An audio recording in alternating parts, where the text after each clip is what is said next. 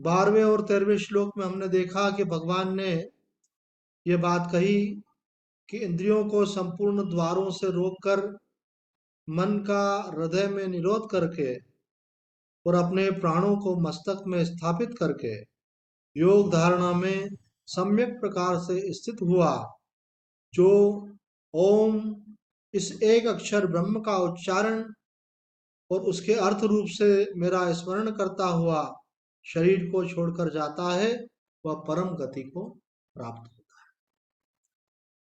अब ये विधि वास्तव में देखा जाए तो बहुत कठिन है। कठिन इसलिए है कि आखिरी के समय आप अपने इस योग्यता को रखना कि प्राणायाम करें। आप शरीर छूटने वाला है और आप प्राणायाम कर रहे हैं, तो प्राणायाम में भी आपका इतना योग बल है कि आप अपने प्राणों को अपने सहस्त्रार चक्र में स्थापित कर सकें और अपनी सब इंद्रियों और मन को संसार से हटा लें। तो ये सब पूर्व अभ्यास के बिना नहीं हो सकता। जिसने दीर्घ काल तक अपनी इंद्रियों को विषयों से हटाने का अभ्यास करके संसार से राग रहित हो गया है, और जिसका अपने मन के ऊपर वश है, वही ऐसा कर सकता है। इसलिए भगवान इस विधि को बताने के बाद फिर एक सरल विधि बतलाते हैं। भगवान सरल विधि इसलिए बाद में बताते हैं कि कभी कभी हमको सरल भी कठिन लगती है, तो भगवान कहते हैं थोड़ा कंपेयर कर लो पहली वाली विधि और अब जो बता रहा हूं ये विधि। तो पहली विधि में भगवान ने बताया सब इंद्रियों को रोककर, न आंखों से किसी को देखो, न कानों से किसी को सुनो, न जिह्वा से किसी का स्वाद लो, न त्वचा से किसी का स्पर्श करो, न आपके हाथ पैर किसी तरफ किसी चीज को पकड़ने में या कहीं चलने में कुछ भी कोई गति नहीं आ। सब इंद्रियां रोक लिया। न वाणी से कुछ बोलो आप, और न मन से संसार का चिंतन करो, और फिर प्राणों को वश में करो। और फिर वो जो अभ्यास है आपका प्रणव का चिंतन करते हुए और सहस्त्रार्थ में मन को स्थापित करके और सर्वव्यापक परमात्मा का स्मरण करके देह का त्याग कर। तो बोले नहीं कर पाते हो ऐसा, तो तुमको एक सरल उपाय बताते हैं। जिसके पास इतना योग बल नहीं है, प्राणों पर अधिकार नहीं है, उसको भगवान एक सरल विधि बताते हैं। अनन्य चेता सततम यो माम स्मरति नित्यशः तस्याहं सुलभः पार्थ नित्ययुक्तस्य योगिनः। हे प्रथानंदन, अनन्य चित्त वाला जो मनुष्य मेरा नित्य निरंतर स्मरण करता है, उस नित्य युक्त योगी के लिए मैं सुलभ हूं, अर्थात उसको सुलभता से प्राप्त हो जाता। अब देखो यहाँ भगवान ने दो तीन बातें कही सरलता से प्राप्त होने के विषय में। एक तो भगवान ने कही कि मैं सरलता से उसको प्राप्त हो जाता हूं जो अनन्य चेता है। अब अनन्य चेता का अभिप्राय क्या है? जिसका चित्त भगवान को छोड़कर किसी भी भोग भूमि में, किसी भी ऐश्वर्य में किंचित मात्र भी नहीं जाता, जिसके अंतःकरण में भगवान के सिवाय अन्य किसी का कोई आश्रय नहीं है। ऐसा जो साधक है वो क्या कहलाएगा? अनन्य चेता। जैसे कहते हैं पति के सिवाय, जो पतिव्रता पत्नी स्त्री होती है, पति के सिवाय उसके मन में अन्य किसी भी पुरुष का चिंतन नहीं होता, राग पूर्वक पुरुष का चिंतन नहीं करती। जैसे कोई शिष्य गुरु का चिंतन करता है, जैसे कोई सुपुत्र होता है वो माता पिता का चिंतन करता है, दूसरा कोई उसका इष्ट नहीं होता है ना। बच्चे को कोई भी तकलीफ हो तो एकदम से क्या माँ, एकदम से मम्मी की याद है। इसका मतलब क्या है? उसका एकमात्र आश्रय उसकी माँ है। कोई स्त्री है, शादी हो गई उसकी, कोई भी तकलीफ है किसको याद करेगी? कोई प्रॉब्लम है अपने पति को बोलेगा मेरे को ये प्रॉब्लम है। क्यों? उसने माता पिता का आश्रय छोड़ दिया, पति का उसको आश्रय। माता पिता ने कहा बेटा आप तेरे जो कुछ भी हैं यही है, ये तेरा ध्यान रखेंगे, तो वो उसका ही आश्रय लेती है। इसी प्रकार से जो भगवान का भक्त होता है वो अपने मन में एक निश्चय कर लेता है, इसको गेट को बंद कर। भगवान का जो भक्त होता है वो बोलता है कि मेरा तो आधार केवल भगवान है। एक मैंने कीर्तन सुना था ऐसा, मेरे तो आधार सीताराम के चरणारविंद मेरे तो आधार। बोले भाई ने तो भगवान के चरणों का आश्रय ले रखा है। मुझे अगर कोई दुख आता है, जीवन में कोई तकलीफ आती है, तो मैं तो भगवान को बोलता हूँ, भगवान अब तू संभाल। अगर तू चाहता है तो मेरे को ये दुख भी स्वीकार है, और अगर तू कर सकता है तो मुझे इस दुख से निजात दिला, और अगर इसमें भी कोई तेरी कृपा छुपी हुई है तो मुझे ऐसी सहन शक्ति दे कि मैं इसको सहन कर सकूं, मेरा मन घबराए नहीं इसके अंदर, मैं विवेक पूर्वक अपने कर्तव्यों का भी पालन कर सकूं। तो वो साधारण मनुष्य तो क्या होता है, वो दूसरों की तरफ देखता है, ये मेरा दुख दूर करेगा, वो दुख दूर करेगा। वो सब तो माध्यम है। मैं कल बताया था ना, एक बहुत बड़े रईस व्यक्ति ने, अरबों की संपत्ति जिसके पास थी, तो 6 डॉक्टर उसका इलाज कर रहे थे, टीम साफ डॉक्टर।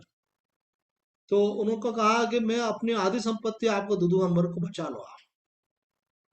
तो डॉक्टरों ने कहा ये हमारी ड्यूटी है आपको बचाने का प्रयास करना, लेकिन हम आपको बचा नहीं सकते, बचाने वाला भगवान है, मारने वाला है भगवान, बचाने वाला है भगवान।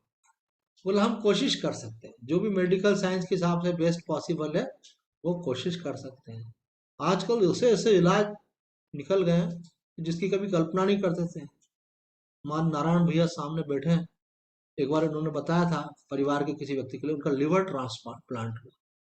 लिवर इतने सारे फंक्शन बॉडी के अंदर करता है, हम लोगों को तो एक दो की मालूम रहती है, आप साइंस पढ़ेंगे तो मालूम पड़ेगा इतने सारे फंक्शन है लिवर के। तो वो लिवर निकाल करके दूसरा लिवर लगाना, इतने बड़े बड़े, और सक्सेसफुली हो जाते हैं। किडनी ट्रांसप्लांट हो जाती है, और लिवर और किडनी की क्या बात करें, हार्ट ट्रांसप्लांट हो जाता है। तो ये सब होता है, लेकिन सक्सेसफुली कब होता है, डॉक्टर बोलता है कि पहले साइन कर दो आप, है ना, परिवार वालों से भी साइन करा लेते हैं पहले, भाई कुछ भी हो सकता है।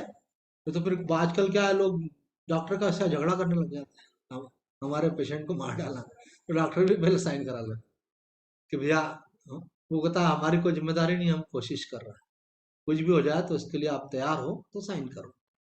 तो वो भी उनके पास विकल्प नहीं रहता, बोले हाँ कर देते, वैसे ही जा रहा था, कोशिश कर लेते बच जाए तो कहते हैं कि भगवान का आश्रय लो, आप बहुत नुकसान में चले जाते हो। आप जब सोचते हो ना कि ये व्यक्ति मेरे लिए करेगा, वो व्यक्ति करेगा, वो जो अनंत कृपा आपके प्रति आ रही होती है उसको आप बंद कर देते हो। जैसे मानो बाहर से कृपा आ रही है आप, अब आपने कहा खिड़कियां बंद कर रखी सब, तो वो हवा अंदर कैसे आएगी, ऐसे उसमें से आपने एक खिड़की खोली तो छोटी सी हवा आएगी ऐसे, है ना। मैं सुबह अपने यहाँ से निकल करके बाहर चला गया, तो ये बाहर जो है बालकनी पूरी खुली हुई है, सामने गार्डन है, पूरा एरिया है। तो मैंने देखा अंदर का और बाहर का टेम्परेचर ही अलग था, अंदर और बाहर की खुशबू ही अलग थी। बाहर एक ऑक्सीजनेटेड एयर की खुशबू अलग रहती है, एक फीलिंग ही अलग आ रही थी एनर्जी की। तो मैंने बोला इतना ही फर्क है, कमरे में रहने का मतलब है आपने इसको अपना आश्रय बनाया है, और आप बाहर निकल गए मतलब आपने अनंत को अपना आश्रय। और भगवान तो देने के लिए तैयार बैठे हैं। जैसे माँ होती है ना, हमेशा बच्चे की भलाई के लिए तैयार रहती है, कभी डांट भी देगी, और बच्चा बात करना बंद कर देगा तो देखती रहेगी कि एक फिर से कब बात करेगा, अच्छा मम्मी सॉरी, कोई बात नहीं बेटा, आजा आजा, गलती होती है आगे से ध्यान रखना। वो इसलिए थोड़ी डांट देती है कि कोई दुश्मन है उसकी। इसी प्रकार से आप भगवान से रूठ करके दुनिया में फंस गए, भगवान के प्रति आपके मन में विश्वास में कमी आ गई, तो आपको लगता है कि ऐसे हो सकता है, वैसे हो सकता है। अरे जिससे हो सकता है उसको बोलो ना, परमात्मा से, वो आपको सदमति भी देगा, और वो 1000 रास्ते हैं उसके पास, 1000 तरह से वो सहयोग कर सकता है। और अगर वो नहीं करना चाहता है तो भी उसमें हमारा कोई भला है। तो कहते हैं अनन्य चेता, जिसका चित्त भगवान को छोड़कर और किसी का आश्रय नहीं लेता। तो दृष्टांत दिए पतिव्रता स्त्री का और जैसे बालक का। अब अनन्य चेता पद जो है सगुण उपासना करने वाले का वाचक है यहाँ पर। सगुण उपासना करने में मतलब होता है, सगुण साकार उपासना में क्या होता है कि भक्त भगवान का किसी एक रूप का आश्रय लेता है। तो या तो भगवान विष्णु का आधार ले लेगा, या भगवान श्री राम का ले लेगा, भगवान श्री कृष्ण का ले लेगा, शिव जी का ले लेगा, शक्ति का ले लेगा, गणेश का ले लेगा, सूर्य का ले लेगा। इसमें से कोई सूर्य नारायण को मानते हैं, कोई देवी माता को मानते हैं, कोई राम को, कोई कृष्ण को, कोई शिव को, कोई भगवान विष्णु को। किसका भी एक का आश्रय आपने ले लिया। अब बोले आपने एक का आश्रय ले लिया ना, अब आप उन पर पूरा भरोसा रखो। यहाँ स्वामी जी समझा रहे हैं, इष्ट से जो दूसरे भगवान के रूप में, जैसे आप मानो भगवान श्री कृष्ण को मानते हैं, अब आप मानो माता रानी के मंदिर में गए, नवरात्रि है और क्या हमें माता का दरबार है दर्शन करने का, पर आप भक्त किसकी हो? बोले मैं तो मेरे इष्ट। इष्ट का मतलब है उनमें से एक को चुन लिया आपने, बोले मेरे इष्ट श्री कृष्ण। तो हमें माता के दरबार में आप जाइए, बहुत अच्छी बात है, लेकिन वहां पे आपकी भावना क्या होना चाहिए? देखो यहाँ स्वामी बता रहे हैं, दूसरे स्वरूपों को अपने इष्ट से अलग ना माने, अपने आप को भी अपने इष्ट के सिवाय किसी का ना माने। बोले वो हमारे श्री कृष्ण ही यहाँ माता रानी के रूप, वो एक ही परमात्मा के अलग अलग रूप हैं। है ना? जैसे हम लोग पिक्चर देखते हैं, थिएटर में देखते थे, आजकल तो टीवी में और मोबाइल में, यूट्यूब पे भी देखने लग गए। तो उसमें हम देखते हैं कि कोई एक कलाकार होता है, एक कलाकार ने एक कोई रोल किया, शहनशाह का रोल करा। फिर हम देखते हैं वही भी कलाकार जो है कि दूसरे पिक्चर में कूली का रोल कर रहा है, तीसरे पिक्चर में कोई और रोल कर रहा है।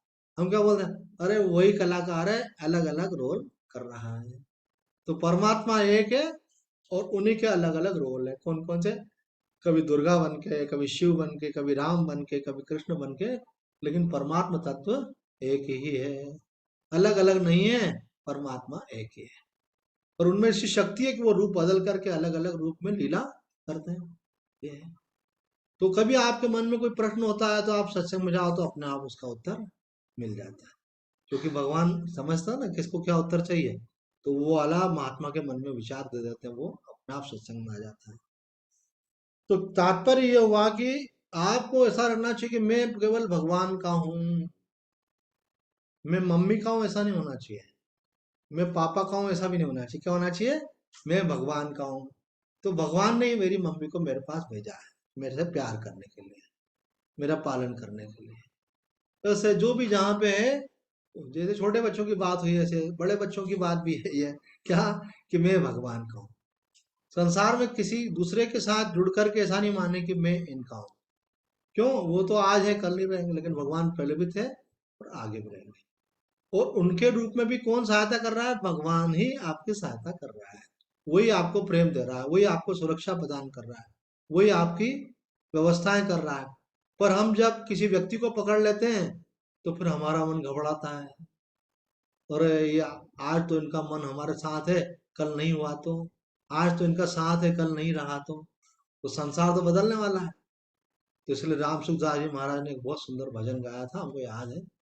बदलता है उसका न पकड़ो सहारा, कभी ना बदलता वही है तुम्हारा, वही राम सीता, वही कृष्ण राधा। बोले जो कभी नहीं बदलता उसका आसरा, भरोसा कर तू ईश्वर पर, तुझे धोखा नहीं होगा। संसार क्या साथ देगा आपका? वो बेचारा खुद ही मरा पड़ा है। आदमी को कब बीमारी लग जाए, कब संकट आ जाए, है ना, क्या क्या हेल्प करेगा बताओ? अब हम सोचते हैं, ये मेरे लिए करे, क्या करेगा बेचारा? दाता एक राम और भिखारी सारी दुनिया। तो दाता को पकड़ो भाई, जहां से भी जो मिल रहा है ऐसा सोचे कि वो दाता ही कर रहा है, वो माध्यम मात्र है, हमारा मीडियम है, देने वाला तो परमात्मा ही है ना। तो यहाँ कह रहे हैं कि अपने मन में निश्चय रखो कि मैं भगवान का हूँ और भगवान मेरे हैं। ये व्याभिचारिणी भक्ति होती है कि जब आप किसी को बोलते हो कि हम आपके हैं, आप हमारे हो, तो भगवान बोलता अच्छा पक्का कर ले, देख ले तो इसका है कि मेरा है। तो व्यक्ति को दिखता ही नहीं है भगवान, भगवान बोल रहे सुनाई नहीं देता है, शास्त्र में बोलते हैं ये सब बात। बोले तो किसका है? अपनी पत्नी का है, बच्चों का है, कि मेरा है?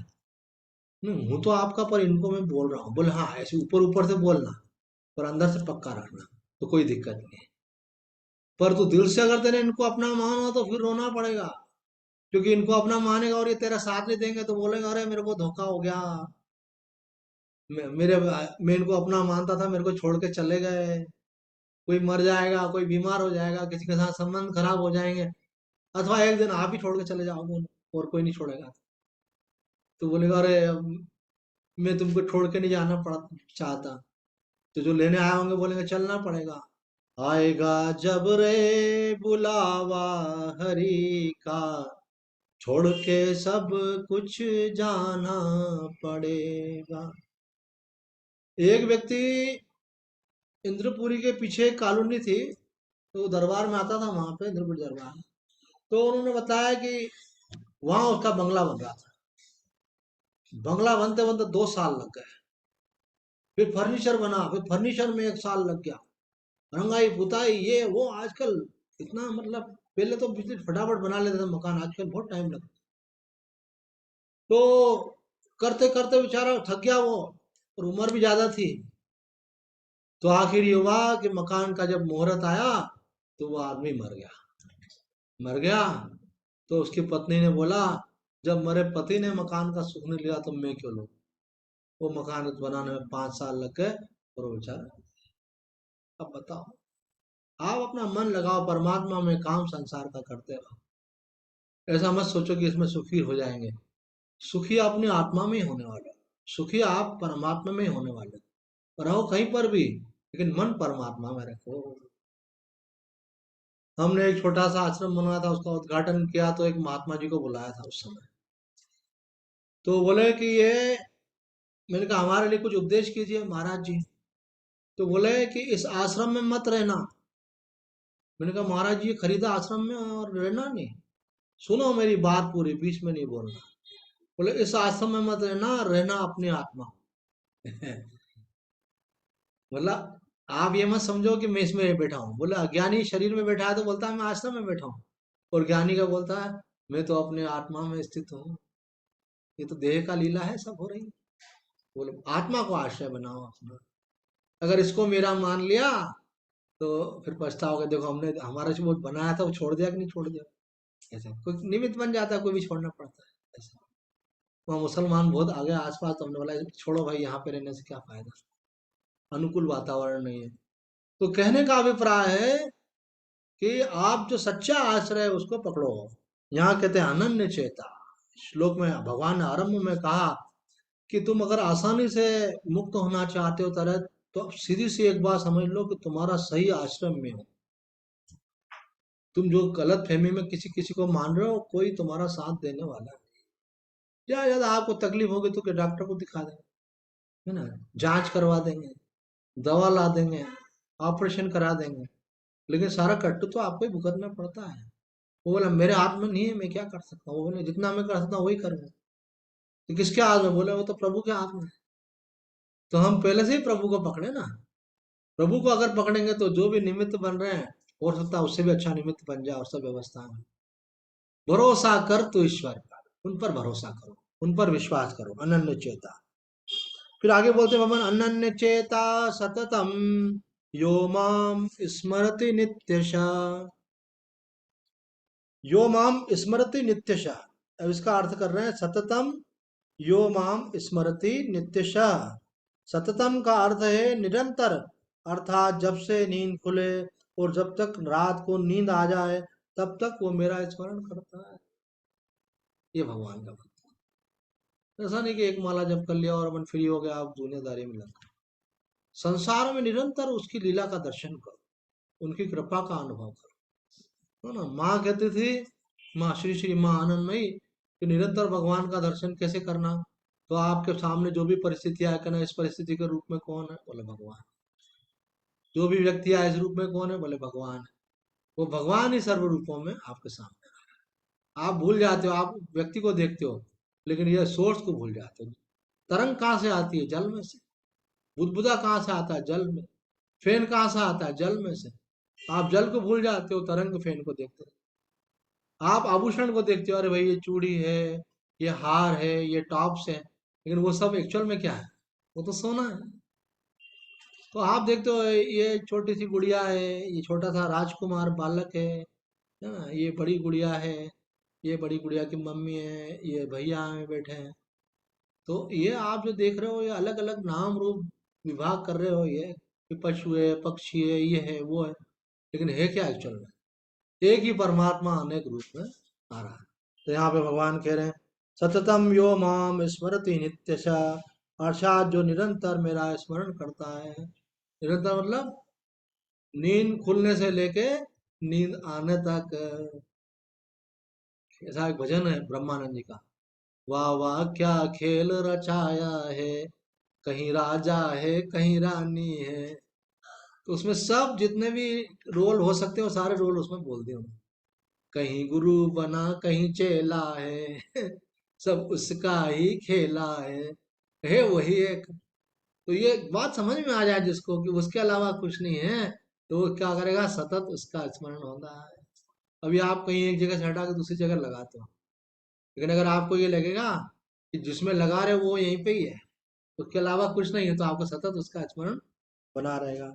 दूसरी बात यहाँ पे कही है नित्यशा। अब नित्यशा का अर्थ बताते हैं सदा, अर्थात इस बात को जिस दिन से पकड़ा उस दिन से लेकर मृत्यु तक, सुबह से रात तक केवल नहीं, बल्कि जिस दिन से इस बात को गुरुजी ने समझाया, शास्त्र ने समझाया, उस दिन से लेकर जब तक मृत्यु नहीं हो जाती है तब तक उसने इस बात को दृढ़ करके रखा। क्या दृढ़ करके रखा? कि सब भगवान हैं। जय दयाल गोयनका जी ने ये बात कही है, बहुत उच्च कोटि के सिद्ध महापुरुष थे। तो उन्होंने ये बात कही है कि मैं आपको अपने जीवन का अनुभव बताता हूँ।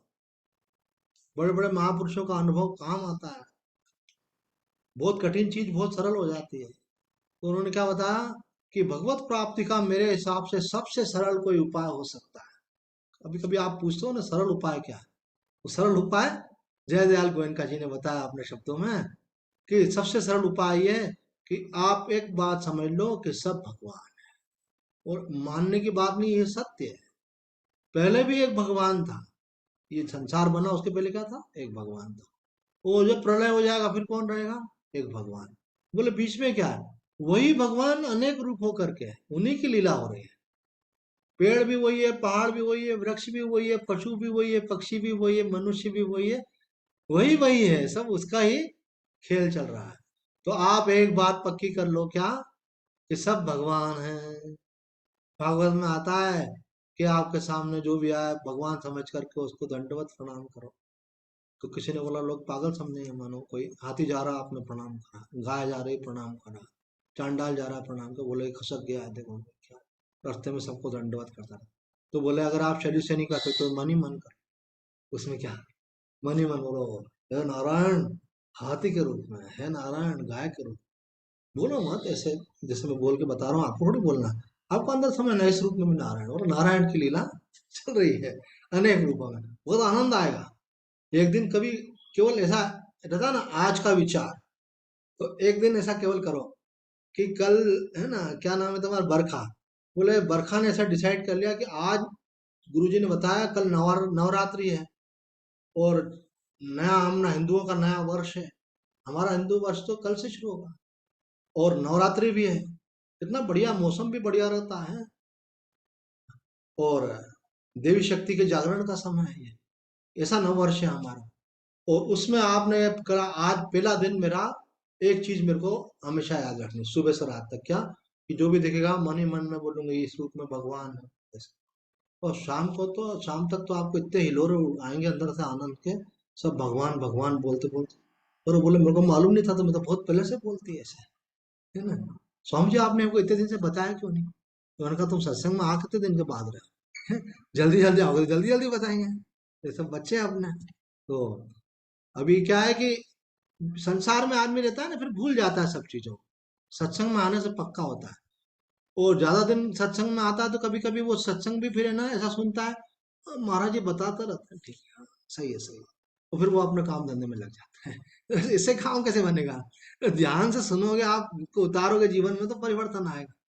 बोलो कौन सी नई वाली बात बोल दी, अभी तुमको नई जो पुरानी वाली वही पक्की नहीं करो, फिर नई नई सुनना चाह रहे हो, फिर फायदा क्या? तो ये एक करके देख लो एक दिन आप, अगर मजा नहीं आया तो फिर बोलना आप हमको, है ना। अब शर्त तो लगा नहीं सकते आपके साथ है ना ऐसा। तो फिर आप बोलोगे हाँ अरे स्वामी जी बहुत शाम तक तो इतना आनंद आया, कि इतना आनंद तो बढ़िया से बढ़िया मिठाई खाए उसमें भी नहीं आता, और कितना रुपया मिल जाए तो भी नहीं आता।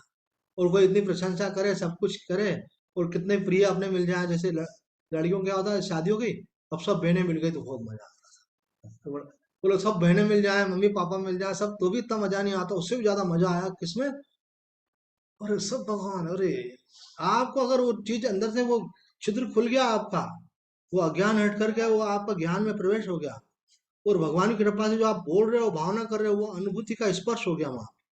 अनुभूति अलग चीज होती है, सोचना अलग चीज होती है, भावना अलग चीज होती है, अनुभूति एक एक थोड़ी देर के लिए भी आपको अनुभूति, आप दिन भर कर रहे हो, थोड़ी देर के लिए अनुभूति का स्पर्श हो गया, ओ अश्रुपात होने लगेगा, रोमांच होने लगेगा, कपकपी होने लगेगा आपको, सब भगवान है, मैं कौन सी दुनिया में रह रहा था, ये कौन सी दुनिया में ओ, सब भगवान। आपको इतना आनंद आएगा, इतना रस आएगा, आप बोलोगे अरे जिंदगी बदल गई मेरी। तो बदलेगी तब थोड़ा सा प्रयास तो करो, एक दिन तो कम से कम ट्राई करो, फिर मजा आए तो दूसरे दिन करना, फिर एक बार तो मौका दो, है ना? जो शास्त्र बोल रहा है उसको जीवन में धारण करने का। तो यहाँ कह रहे हैं, दोनों बातें कही, एक तो कहा सततम, दूसरा कहा नित्यश। अब आगे भगवान कह रहे हैं, तस्याहम सुलभ पार्थ नित्य युक्त योगिना। बोले मैं उसको बड़ी सुलभता से प्राप्त हो जाता हूँ जो नित्य युक्त है। अब ये पहले बोला अनन्य चेता, फिर बोला सततम, फिर बोला नित्यशा, और अब भगवान बोल रहे हैं नित्य युक्त से। ये चार बातें भगवान ने बोली, ये चार बातें जिसमें हैं उनको बोले सुलभता से प्राप्त हुआ। अब नित्य युक्त का अर्थ करते हैं, देखो स्वामी जी, जैसे कोई मैं ब्राह्मण हूँ और अपने ब्राह्मण पने में स्थित रहता है कि मैं ब्राह्मण हूँ, मैं वैश्य क्षत्रिय नहीं हूँ, वो अपने ब्राह्मण पने को याद करे या न करे, ब्राह्मण पने में कोई फर्क नहीं पड़ता। उसी प्रकार मैं भगवान का हूँ और भगवान मेरे हैं, इस नित्य संबंध में दृढ़ रहने वाला नित्य युक्त है। युक्त योगी को भगवान सुगमता से मिल जाते हैं। बार बार बोलना नहीं है ऐसा, है ना? जैसे किसी लड़की की शादी हो जाती है तो वो अपने हस्बैंड को बार बार ऐसे हाथ लगा के नहीं बोलती कि तुम मेरे पति हो, मैं तुम्हारी पत्नी हूँ। बोला हाँ वो तो है। बोला मैं तुम मेरे पति हो, मैं तुम्हारी पत्नी। बोले तो पागल हो गई क्या, बार बार का बोले, वो तो हूँ ना, एक बार हो गई शादी तो है ही अपन तो ऐसे एक बार आपने मन में निश्चय कर लिया क्या कि हम भगवान के हैं और भगवान हमारे, भले आप बार बार बोलो मत, लेकिन आपका निश्चय पक्का होना चाहिए। आपके मन में ये नहीं होना चाहिए कि संसार मेरा है, मैं संसार का हूँ। संसार में बोलना पड़ता है व्यवहार के लिए किसी, और समझना चाहिए ड्रामा है जैसे। क्यों? तू मेरी है कि और किसी की है? क्या कैसी बात करते हो, शादी तुमसे की तो तुम्हारी हो ना, उसमें क्या बात है? मन ही मन करना मैं तो भगवान की हूँ। कभी वो सुन भी लेंगे तो अच्छा भगवान की तो चलेगा, कोई बात नहीं, है ना?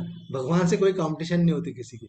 मीरा भाई ने ऐसे ही कहा, है ना, शादी कर ली राणा जी से, तो राणा जी इसको बोलने लगे कि देखो शादी तुमसे कर ली है, पर मैं पहले ही किसी को अपना मान चुकी हूँ। राणा जी को एकदम टेंशन हो गया, किसको मानती तुम? बोले गोविंद को अपना मानते। गोविंद को? कोई बात नहीं, गोविंद को मान पहले। उनको लगा गोविंद से क्या काम। उन्हें ये तो मूर्ति है कृष्ण भगवान की, इसको मानती है, चलो बच्चों का खेल करती है, अभी इसका मन लगा होगा। उसको बाद में मालूम पड़ा कि सारा प्रेम उनका श्री कृष्ण में ही था। राणा जी में तो गोविंद के गुण गाऊं, वो तो गोविंद के गुण गाने वाली थी। वो समझ गया कि इसका प्यार पूरा का पूरा इन्होंने भगवान श्री कृष्ण में अर्पण कर रखा है। पर हमारे महात्मा बताते हैं आगे के, ठीक ठीक आप भगवान को समझोगे तो भगवान के नाते सबसे प्रेम करो। अभी क्या होता है, किसी से करते हैं किसी से नहीं करते। भगवान के नाते सबसे प्रेम करो, किसी को शिकायत नहीं होगी। सबसे कर ले प्यार, जगत में कोई नहीं है पराया, तुझ में राम मुझ में राम, सब में राम समाया। तो आप सबसे प्रेम करोगे तो बोले यार प्रेमी आदमी है यार, देखो बहुत अच्छा स्वभाव है इसका, जिससे मिलता है बड़े अपनेपन से मिलता है। तो आप किसी का आप प्रति द्वेष भाव रहेगा ही नहीं, आप किसी को शिकायत रहेगी नहीं। किसी के मन में अगर आपके प्रति शिकायत होगी तो वो भी धीरे धीरे मिट जाएगी। क्यों? क्योंकि आपके मन में तो है नहीं, एक तरफ से तो चलती नहीं चीजें, थोड़े दिन में खत्म हो जाती है। तो भगवान कह रहे हैं नित्य युक्त। अब चार बातें भगवान ने यहाँ कही। पहली बात कही अनन्य चेता। अनन्य चेता का अर्थ फिर से एक बार बता देते हैं कि जिसके अंतःकरण में भगवान के सिवा अन्य किसी का आश्रय नहीं है। दूसरी बात भगवान ने यहाँ पे कही सततम, सुबह उठने से लेकर रात तक जो भगवान का ही स्मरण रखता है, हर जो दिख रहा है सब रूपों में भगवान है। तीसरी बात भगवान ने कही नित्य, अर्थात जिस दिन से ये बात समझ में आई और जब तक मृत्यु होगी तब तक उसके मन में क्या है, सब भगवान है, इन सब रूपों में भगवान। आप चाहे इष्ट के रूप में स्मरण करो, देखो उसको, चाहे निराकार के रूप में, बोले वही हमारा परमात्मा सर्वरूपों में। और चौथी बात भगवान ने यहाँ कही, नित्य युक्त से, अर्थात एक बार निश्चय हो गया कि मैं भगवान का हूँ, भगवान मेरे हैं, तो उसके बाद फिर उसमें संशय आने नहीं देना। भगवान के सिवाय शरीर, इंद्रियां, प्राण, मन, बुद्धि ये भी अपने नहीं है, केवल भगवान ही अपने हैं। शरीर को भी अपना नहीं समझना चाहिए। तो बोलते ना, मेरे को क्यों हाथ लगाया, मेरे शरीर में बहुत दर्द है, तो व्यवहार में बोल सकते हो मेरा मेरा, लेकिन वास्तव में शरीर आपका नहीं है, किसका है, भगवान का। और आप किसके हो, बोला हम भी भगवान। आप अपने को भगवान का मानो, अपने शरीर को अपना मत मानो, और अपने को शरीर का मत मानो। बोले भगवान का दिया हुआ है, ठीक है, इससे जो अपना कर्तव्य है उसका पालन करना है। स्वामी जी कह रहे हैं, शरीर, इंद्रियां, प्राण, मन, बुद्धि, इनको भी अपना नहीं माने, केवल भगवान ही अपने हैं। ऐसा दृढ़ता से मानने पर भगवान सुलभता से प्राप्त हो जाते हैं। तो बोले इतना ये सुलभ बोल रहा था, अभी तो बहुत सारा टफ बता दिया। बोले टफ वो वाला था जिसमें प्राणायाम के द्वारा अपने मन को वश में करके दसम द्वार में स्थापित करना, वो टफ था। टफ वो वाला था, सब तरफ से अपने इंद्रियों को खींचो, कहीं भी मन मत जाने दो, और भगवान, वो टफ था। ये तो सरल है ना, जहां भी आ रहा है सब भगवान है। और है ना, ऐसा थोड़ी कि आप जबरदस्ती बना रहे हो उनको मार मार के मुसलमान, ऐसा थोड़ी हो रहा है, सब भगवान है। बोले भगवान है ही और जबरदस्ती बना रहे हो, ऐसा थोड़ी है। पहले भी भगवान था, बाद में भी भगवान, तो बीच में क्या रहेगा भगवान, है ना। अब जैसे मानो आपने बेसन घोल गूंदा, है ना, आटा, वो उसका घोल बनाया, और उसके भजिए बनाए, कोई आलू के बनाए, कोई पालक के बनाए, मिर्ची के बनाए, तो वो है क्या, सब बेसन के भजिए। तो है तो बेसन ना, वो कोई कितने ही रूपों में हो जाए, वो चाहे चाहे कोई भी आकार उसका हो जाए, लेकिन है तो वो बेसन ही। इसी प्रकार से भगवान अनेक रूप रूपाएं होकर के है तो कौन, एक भगवान है। अब जब आपको ये बात समझ में आ गई, तो बस इसका पक्का रखना है आपको। यहाँ भगवान के साथ अपनी भिन्नता तथा संसार के साथ अपनी एकता कभी हुई नहीं और हो सकती नहीं। इस रीति से मनुष्य को भगवान के साथ स्वतः स्वाभाविक अभिन्नता और संसार के साथ स्वतः स्वाभाविक भिन्नता है, परंतु भूल के कारण मनुष्य अपने को भगवान से और भगवान से अपने को अलग मान बैठा। संसार के साथ कभी आप एक हुए नहीं, हो सकते नहीं। संसार कभी आपका हुआ नहीं, हो सकता नहीं, तो मान लेते हो आप, क्योंकि सब संसार बदलता जा रहा है, सब छूटते जा रहे हैं। कल तक बोलते थे ये मकान हमारा, अभी छोड़ दो दूसरे मकान बोलोगे ये मेरा, तो वो आपका नहीं तो ये आपका कैसे मान। तो संसार को अपना मान, तो संसार सब बदलता जा रहा है। कल तक बोलते थे मैं पापा क्यों, अभी बोला शादी कर ले, बोला मैं क्यों, तो बोला अरे भाई आप भगवान के हो, ये भगवान के ही सब रूप है। तो यहाँ पे बोल रहे हैं कि भूल से हमने अपने को संसार का मान लिया है। भूल के कारण मनुष्य अपने आप को भगवान से और भगवान को अपने आप से अलग मान लेता है, और शरीर तथा शरीर को अपना मान लेता है। इस विपरीत धारणा के कारण ही यह मनुष्य जन्म मरण के चक्र में फंसा रहता है। जब तक विपरीत धारणा सर्वथा मिट नहीं जाती, तब तक भगवान सुलभ नहीं होते, और विपरीत धारणा छूट जाए तो भगवान नित्य सुलभ है। विपरीत धारणा क्या, कि शरीर और संसार मेरा है, ये विपरीत धारणा। और सही धारणा क्या, कि केवल भगवान ही मेरा। ऐसा निश्चय कर ले तो भगवान आसानी से प्राप्त हो जाते हैं। तो आज इतना ही कहकर अपनी वाणी को विराम देते हैं। कुछ लोगों के फोन आना शुरू हो गए कि स्वामी जी, अब नवरात्रि में आपने बोला था अनुष्ठान करना चाहिए, उस दिन बताया भी आपने, लेकिन हमको बात कुछ थोड़ी ठीक ठीक पकड़ में नहीं आई, स्पष्ट रूप से बताइए। तो अभी मीटिंग पूरी खत्म हो जाएगी 1-2 मिनट के अंदर। उसके बाद जिसको अनुष्ठान के बारे में समझना है, तो हम 2-3 मिनट के अंदर उसका संकल्प लिखवा देंगे। आप ये बोल करके आप अपना जप करो, और कितना करना वो भी हम 2-5 मिनट में पूरा बता देंगे। तो अभी यहाँ पे मीटिंग पूरी करते हैं। सच्चिदानंद भगवान की जय। आइए 1-2 मिनट जितना टाइम मिला है कीर्तन कर लेते हैं। जय जय अम्बे, जय जगदम्बे, जय जय अम्बे, जय जगदम्बे, जय शिव शंकर बम बम हर हर, जय शिव शंकर बम बम हर हर, जय जय राधे जय श्री कृष्ण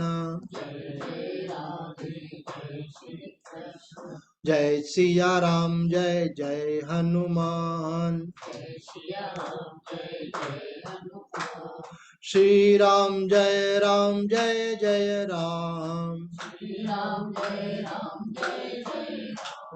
श्री राम जय जय राम श्री राम जय जय राम सच्चिदानंद भगवान की जय। धर्म की अधर्म का प्राणियों में विश्व का गौ माता की सनातन धर्म की हर हर महादेव। रिज्वाइन करके किसी को कुछ पूछना हो तो पूछ सकते।